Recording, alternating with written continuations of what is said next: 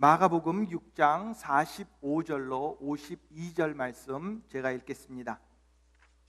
예수께서 즉시 제자들을 재촉하사 자기가 무리를 보내는 동안에 배 타고 앞서 건너편 벳세다로 가게 하시고 무리를 작별하신 후에 기도하러 산으로 가시니라.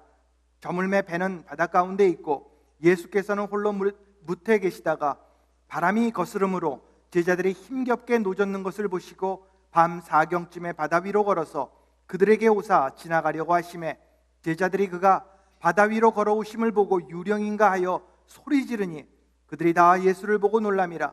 이에 예수께서 곧 그들에게 말씀하여 이르시되 안심하라 내니 두려워하지 말라 하시고 배에 올라 그들에게 가시니 바람이 그치는지라. 제자들이 마음에 심히 놀라니 이는 그들이 그 떡 떼시던 일을 깨닫지 못하고 도리어 그 마음이 둔하여 졌음이로라. 아멘.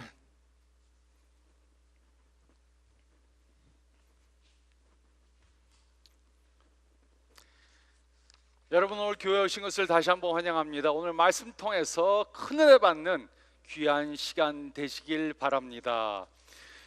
우리는 오늘부터 물 위로 걷는 믿음이라는 새로운 메시지 시리즈를 시작합니다. 이번 시리즈를 통해 우리는 풍랑 가운데서 예수님을 의지하는 믿음에 대해 생각해 보겠습니다. 그 첫 번째로 오늘은 물 위로 걷는 믿음에 대해 생각해 보겠습니다. 우리는 편한 삶을 살고자 합니다. 우리가 얼마나 편한 삶을 추구하는지 생각해 보셨습니까? TV 리모컨이 없어졌다고 생각해 보시기 바랍니다. TV 채널을 바꿀 때마다 TV로 가서 그 버튼을 눌러야 한다면 참 얼마나 불편하겠습니까? 또 인터넷이 안 된다고 생각해 보시기 바랍니다. 인터넷 속도가 조금만 늦어도 짜증을 내는데 인터넷이 안 되면 얼마나 불편하겠습니까? 저희 집 앞에 길 공사를 한 달 동안 해서 제가 자동차를 한 50m 떨어진 곳에 주차를 하고 걸어 다녀야 했습니다. 근데 걸어 다니려니까 얼마나 불편한지 모르겠습니다. 한 번은 제가 수박을 사서 들고 오는데 절로 불평이 나왔습니다. 우리는 편한 것을 전적으로 추구하는 삶을 삽니다. 그러나 우리의 삶이 너무 편하기만 하면, 아무런 도전이 없다면 그것은 오히려 위험할 수 있습니다. 온실에서 자라난 화초들은 면역력이 떨어져서 밖에 두면은 금방 죽습니다. 또 유산소 운동을 하지 않는 사람들은 심장마비로 죽을 확률이 높습니다. 이와 같이 우리 삶 가운데 오는 어려움들은 오히려 도움이 될 때가 있습니다. 이런 면에서 우리 삶에 오는 어려움들은 꼭 나쁜 것이 아닙니다. 우리에게는 도전이 필요합니다. 오히려 편하게 살고자 하는 것이 우리에게 해가 될 수 있습니다. 그래서 선생님들은 학생들에게 숙제를 내줍니다. 수학 공식을 풀게 만듭니다. 화학 반응식의 균형을 맞추게 합니다. 우리가 어려운 문제를 만나서 그것을 풀어나갈 때 우리의 생각, 창의성, 자신감이 성장하게 되는 것입니다. 만약 선생님들이 학생들에게 문제의 답을 계속해서 준다면 시험 점수는 잘 나올 수 있어도 학생들의 지식은 성장하지 못할 것입니다. 육체와 생각이 성장하기 위해 도전을 받아야 하는 것처럼 영적으로 성장하기 위해서는 영적인 도전이 필요합니다. 그렇기 때문에 하나님께서는 우리 삶 가운데 어려운 일들이 오도록 허락해 주시는 것입니다. 그러므로 우리 삶 속에서 풍랑을 만나면 우리는 좌절하지 말고 오히려 격려를 받아야 합니다.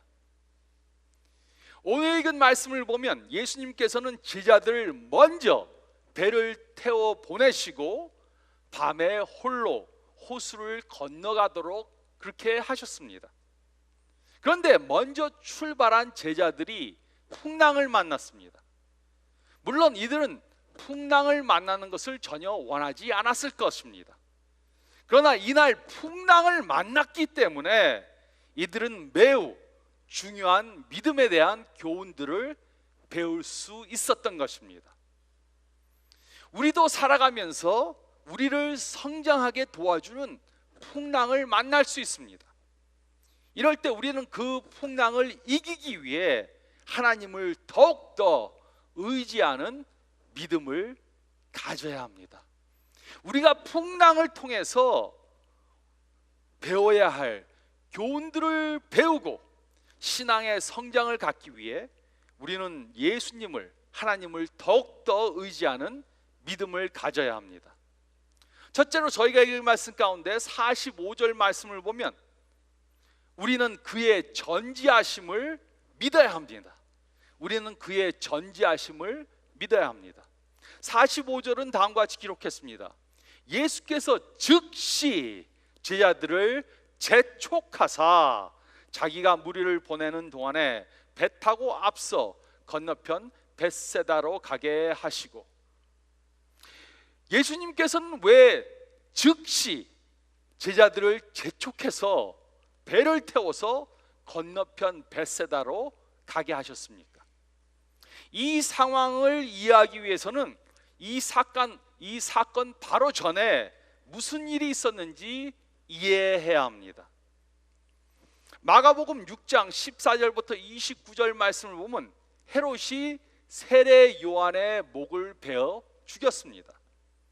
세례 요한은 선지자였을 뿐만 아니라 예수님의 친척이었습니다. 그래서 이 소식을 전해 들은 예수님은 매우 슬퍼하셨습니다. 그래서 예수님께서는 홀로 한적한 곳으로 가셨습니다. 그런데 많은 사람들이 예수님을 알아보고 예수님을 따라왔습니다. 또 날이 저물어서 저녁 때가 되니까 빈들에서 이 사람들이 배가 고파졌습니다. 그래서 예수님은 이들에게 직접 음식을 제공해 주시기로 결정하셨습니다. 예수님께서는 마가복음 6장 30절로 44절에 물고기 2마리와 떡 5개로 5,000명이 넘는 사람들을 배부르게 먹이셨습니다.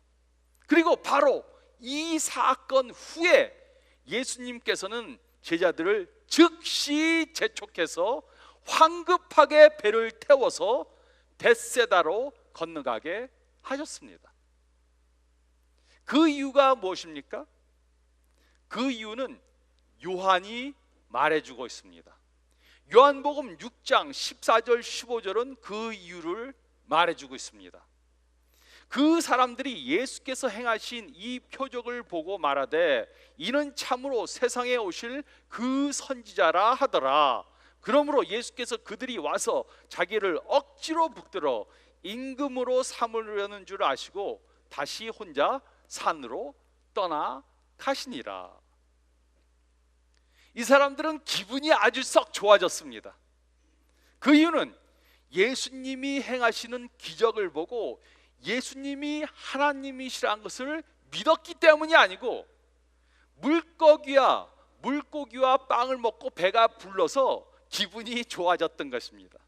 그래서 이들은 억지로 예수님을 왕으로 삼아서 이 세상 왕으로 삼아서 예수님으로 계속해서 자기들을 먹여주길 원했습니다.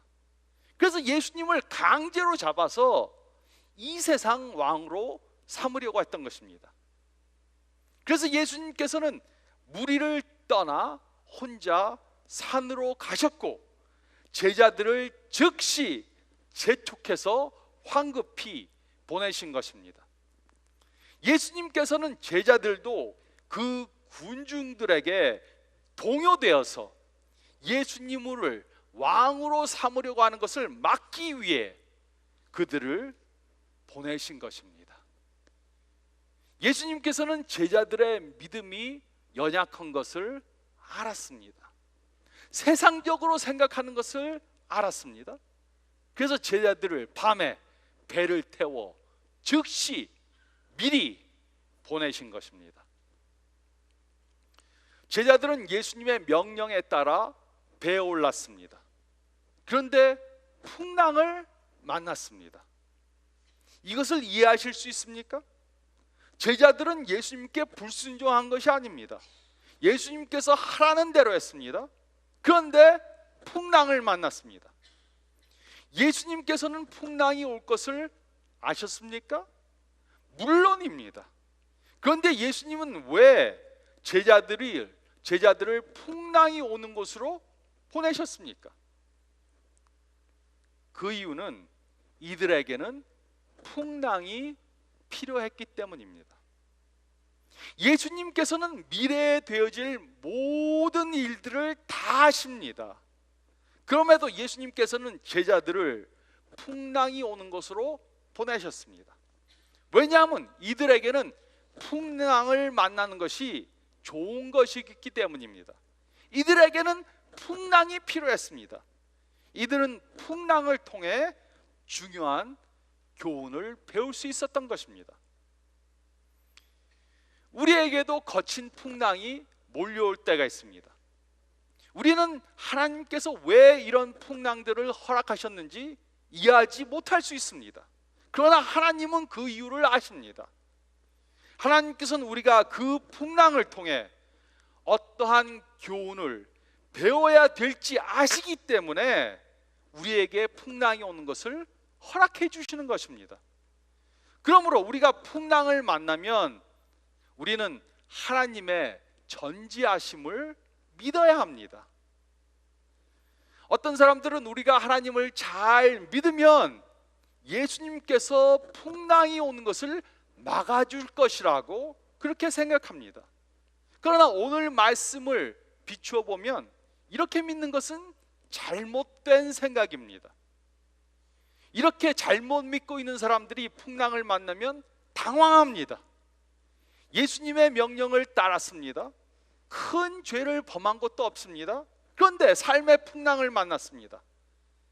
중병에 걸렸습니다. 경제적으로 어려움을 당했습니다. 사고를 당했습니다. 자녀들이 잘못된 길로 갑니다. 그러면 당황합니다. 이해할 수 없습니다. 하나님이 나를 버리신 것인가? 성경을 보면 하나님께서는 우리들에게 어려움을 당하지 않는 풍랑이 없는 삶을 약속해 주시지 않았습니다. 우리가 예수님을 잘 믿으면 우리에게 아무 문제가 없을 것이다, 이렇게 말씀해 주시지 않았습니다. 우리를 향한 하나님의 목적은 우리가 부해지고 건강하고 문제없이 사는 것이 아닙니다.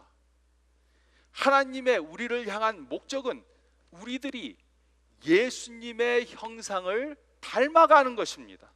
그리고 이 목적을 이루시기 위해 어떤 때는 우리들에게 삶 가운데 풍랑이 오도록 허락해 주시는 것입니다. 하나님께서는 모든 것을 다 아십니다. 하나님께서는 우리에게 좋은 것이, 가장 좋은 것이 무엇인지 알고 계십니다. 그래서 우리에게 풍랑이 필요할 때는 우리에게 풍랑이 오는 것을 허락해 주시는 것입니다. 그래서 우리가 풍랑을 만났다고 혼동해서는 안 됩니다. 풍랑을 왜 만났는지 우리는 이해할 수 없을 수 있습니다. 하지만 그 이유는 하나님께서 알고 계십니다. 우리가 풍랑을 만나면 우리는 그 풍랑을 이기기 위해 하나님의 전지하심을 믿어야 합니다. 하나님께서는 우리의 모든 것을 다 알고 계시고 이 풍랑이 우리에게 필요하기 때문에 우리는 그 이유를 이해하지 못해도 하나님은 아신다, 이것을 믿어야 하는 것입니다. 또 둘째로 46절로 50절 말씀 보면 우리는 그의 임재하심을 믿어야 합니다. 우리는 그의 임재하심을 믿어야 합니다. 46절로 50절은 다음과 같이 기록했습니다. 무리를 작별하신 후에 기도하러 산으로 가시느니라. 저물매 배는 바닷 가운데 있고 예수께서는 홀로 무태 계시다가 바람이 거스름으로 제자들이 힘겹게 노젓는 것을 보시고 밤 사경쯤에 바다 위로 걸어서 그들에게 오사 지나가려고 하심에 제자들이 그가 바다 위로 걸어오심을 보고 유령인가 하여 소리 지르니 그들이 다 예수를 보고 놀람이라. 이에 예수께서 곧 그들에게 말씀하여 이르시되 안심하라. 내니 두려워 말라 하시고,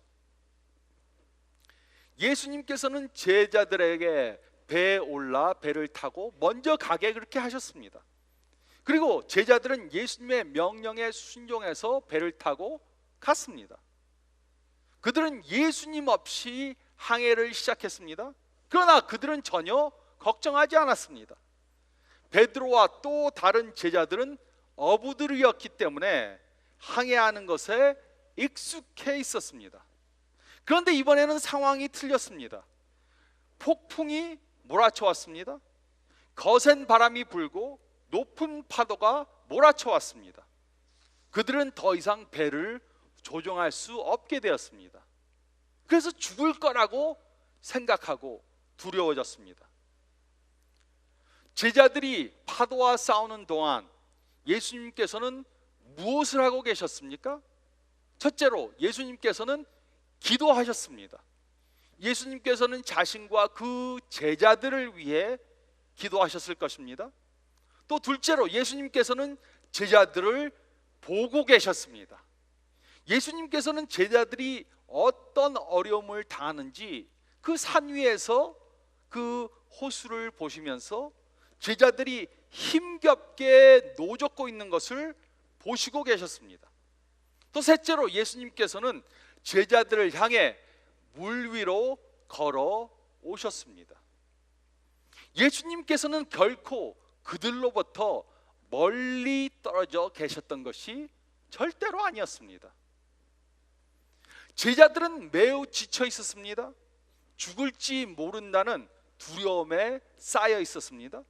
그런데 물 위로 무엇인가 자기들을 향해 걸어오는 것을 보았습니다. 가까이 올수록 사람의 형체를 가졌다는 것을 알아봤습니다.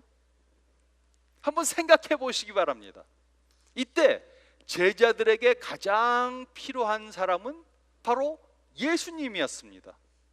그런데 예수님이 지금 제자들을 향해 걸어오고 계셨습니다. 하지만 제자들은 이 예수님을 알아보지 못했습니다. 그것은 제자들의 마음속에는 두려움이 가득해서 그들은 믿음으로 예수님을 보지 않았기 때문입니다. 곁에 계신 예수님을 알아보기 위해서는 믿음의 눈이 필요합니다. 두려움의 눈으로 바라보면 예수님을 볼 수가 없습니다. 믿음으로 볼 때만 우리 옆에 항상 계신 예수님을 보게 되는 것입니다. 제자들이 예수님을 보지 못한 것은 예수님이 물 위로 걸어서 자신들에게 올 것을 기대하지 않았기 때문입니다. 그들이 믿음으로 예수님께서 저희들에게 올 것을 깨닫고 있었다면, 예측하고 있었다면 그들은 예수님을 금방 알아보았을 것입니다. 하지만 제자들은 예수님이 오실 것을 기대하지도 않고 예측하지도 않았기 때문에 예수님이 물 위로 걸어오시는 것을 보고 유령인가 해서, 도깨비인가 유령인가 해서 소리를 질렀습니다. 이들은 예수님을 보고 안심한 것이 아니고 오히려 두려워한 것입니다. 그때 예수님께서는 안심하라, 내니 두려워하지 말라고 말씀하셨습니다. 이곳에 사용된 내니라는 단어는 헬라어로 에고에미라는 단어입니다. 그리고 이 말은 매우 중요합니다. 이 말을 자세히 들으시기 바랍니다. 출애굽기 3장에서 모세는 불붙는 떨기나무 가운데서 하나님을 뵙고 하나님의 이름이 무엇인가 물었습니다. 그때 하나님께서는 출애굽기 3장 14절에 나는 스스로 있는 자라고 말씀해 주셨습니다. 나는 스스로 있는 자다. 나는 스스로 있는 자란 단어는 히브리어로 여호와이고 헬라어로 번역된 구약에는 에고 엠이라고 쓰여져 있습니다. 그러므로 물 위를 걸어오시면서 예수님께서는 내니라고 말씀하셨습니다. 그것은 바로 내가 여호와다 말씀하신 것입니다. 어떤 이단들은 그렇게 말합니다. 예수님은 한 번도 자기가 하나님이라고 말한 적이 없다. 물론 예수님께서는 나는 하나님이다 이렇게 말씀하시진 않았습니다.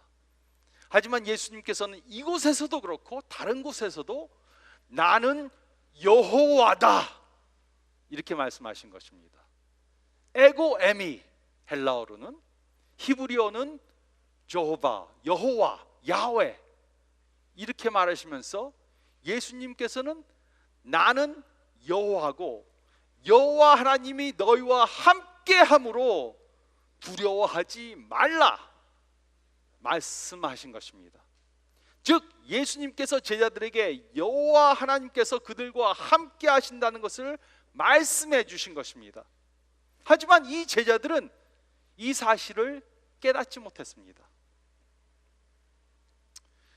우리도 풍랑을 만나면 혼자 됐다고 생각할 수 있습니다. 하나님께서 우리를 버리셨다고 생각할 수 있습니다. 그러나 하나님은 절대로 우리를 떠나시지 않습니다. 이것은 하나님의 약속입니다. 그러나 풍랑 중에 우리가 예수님께서 우리와 함께 하신다는 것을 믿지 않으면 우리 역시 예수님께서 우리와 함께 하신다는 것을 깨닫지 못할 수 있습니다. 우리는 풍랑을 만나면 하나님께서 우리와 함께 하신다는 것을 믿고 믿음의 눈으로 우리와 함께 하신 하나님을 볼 수 있어야 합니다. 특히 풍랑 중에서 우리는 그의 임재하심을 믿어야 합니다. 셋째로 또 저희가 읽을 말씀 가운데 51절로 52절 말씀을 보면 우리는 그의 전능하심을 믿어야 합니다. 우리는 또 그의 전능하심을 믿어야 합니다. 마가복음 6장에 기록된 것은 예수님께서 두 번째로 풍랑을 잠잠케 하신 사건이었습니다. 첫 번째 사건은 마가복음 4장 35절로 41절에 기록되어져 있습니다. 이 사건을 보면 예수님께서는 제자들과 함께 배에 오르셨습니다. 근데 예수님께서는 너무 피곤하셔서 배에서 잠을 자고 계셨습니다. 그런데 큰 풍랑이 몰아쳐 왔습니다. 제자들은 자신들의 힘으로 노를 저으면서 그 풍랑을 이기려고 했습니다. 그런데 아무리 힘을 써도 그것을 할 수 없었습니다. 이제는 다 죽게 되었다 판단하고 에이 그래도 예수님이나 깨워보자 그러고 예수님을 깨웠습니다. 그리고 예수님께서는 왜 믿음이 없느냐 말씀하시고 풍랑을 꾸짖어서 풍랑이 잠잠케 되었습니다. 그러자 제자들은 어떤 반응을 보냈습니까? 어떤 반응을 보였습니까?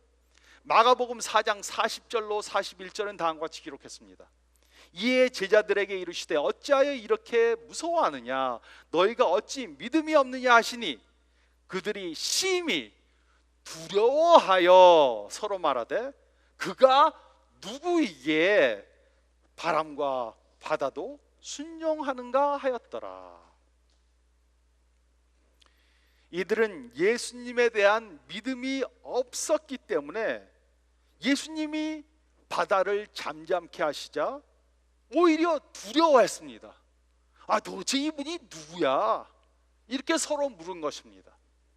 이들은 이 사건을 통해서 배워야 할 교훈을 배우지 못했습니다. 이들은 예수님께서 하나님의 아들이시란 것을 깨닫지 못했습니다.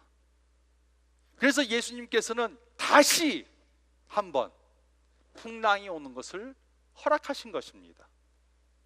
51절은 다음과 같이 기록했습니다.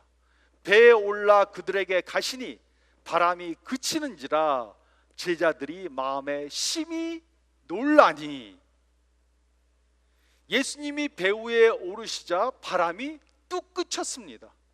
그러자 제자들은 또 마음에 심히 놀랐습니다. 도대체 이분이 누구시기에 풍랑이 순종하는 것인가? 또 똑같은 질문을 했습니다.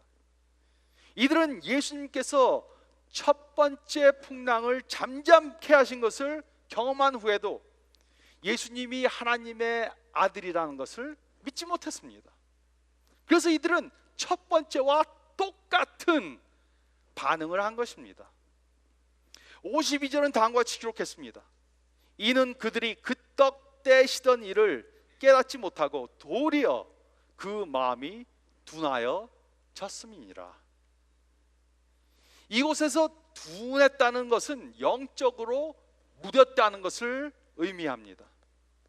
예수님께서 풍랑을 첫 번째로 잠잠케 하셨을 때도 이들은 불신앙을 보였습니다. 예수님을 믿지 않았습니다.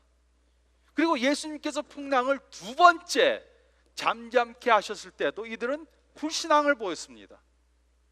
오병이어의 기적을 체험하고도 이 기적을 행하신 분이 하나님의 아들이라는 것을 믿지 못했습니다. 이들의 문제는 머리로 이해하지 못한 것이 아니고 마음으로 믿지 않은 것입니다. 머리로 이해를 하지 못한 것이 아니고 마음으로 믿지 못한 것입니다. 천지를 창조하신 하나님께서 물 위로 걷는 것은 너무나도 쉬운 일입니다. 전능하신 하나님께서 풍랑을 잠잠케 하는 것은 누워서 떡 먹기입니다. 5,000명을 빵 5개 하고 물고기 2마리로 먹이는 것은 너무나도 쉬운 것입니다. 그런데 제자들은 예수님이 하나님이라는 것을 믿지 않았기 때문에, 예수님이 하나님이신 것을 믿지 않았기 때문에 이런 일들을 목격할 때마다 놀라고 당황한 것입니다. 하나님께 어려운 것은 없습니다. 풍랑을 잠잠케 하는 것은 너무나도 쉬운 것입니다. 우리는 풍랑을 만날 때 그의 전능하심을 믿어야 합니다. 우리는 생각할 수 있습니다. 야, 참 이 제자들 너무나도 한심하다. 첫 번째 풍랑을 잠잠케 해도 믿지 않고, 두 번째 풍랑을 잠잠케 해도 믿지 않고, 오병이어의 기적을 경험하고도 믿지 않고, 야, 이렇게 답답한 사람들이 있나? 예수님 얼마나 마음이 답답했겠습니까? 근데 저도 어느 정도는 조금은 그 마음을 이해할 수 있을 것 같아요. 예수님을 믿고 10년, 20년, 30년, 40년, 50년, 60년 이렇게 돼도 똑같습니다. 기도하는 것이 변하지가 않고, 예배드리는 것이 변하지가 않고, 전도 지상명령이라고 믿어도 전도하지 않고, 배워야 할 그 중요한 것을 배우지 못하니까 하나님께서는 우리에게 똑같은 풍랑을 계속해서 주시는 것입니다. 좀 이번에는 배워라. 제 삶을 봐도 그렇고, 저 주위에 예수님 믿는 사람들의 삶을 보아도 그렇고, 너무나도 계속해서 똑같은 실수를 범하고 믿는 믿음이 변하지가 않으니까 하나님께서 우리에게 필요한 풍랑을 허락하시는 것입니다. 우리들의 삶 속에도 풍랑이 올 수 있습니다. 풍랑이 오는 것은 시간 문제입니다. 우리에게 풍랑이 오는 것은 하나님의 심판의 표시가 아닙니다. 그 대신 풍랑이 오는 것은 우리에 대한 하나님의 사랑의 표시입니다. 하나님께서 우리를 사랑하셔서 우리를 성장시키기 위해 풍랑이 오는 것을 허락해 주시는 것입니다. 우리는 이럴 때 두려워하지 않아도 됩니다. 그 대신 우리는 하나님의 전지하심과 임재하심과 전능하심을 믿어야 됩니다. 그러면 풍랑이 오는 것을 두려워하지 않아도 됩니다. 우리는 풍랑을 만나도 승리할 수 있습니다. 오히려 풍랑을 만남으로 우리의 신앙이 전진하고 우리의 신앙이 성장하고 우리가 예수님을 닮아가게 되는 것입니다. 그러기 위해 풍랑을 만나면 우리는 그의 전지하심을, 그의 임재하심을, 또 그의 전능하심을 믿어야 합니다. 이런 믿음을 가짐으로 풍랑을 만나도 흔들리지 않는 믿음을 가지는 삶을 사시는 저와 여러분들이 되시기를 풍랑 가운데 우리와 함께 하시는 예수 그리스도의 이름으로 축원드립니다. 저희 다 같이 기도드리겠습니다.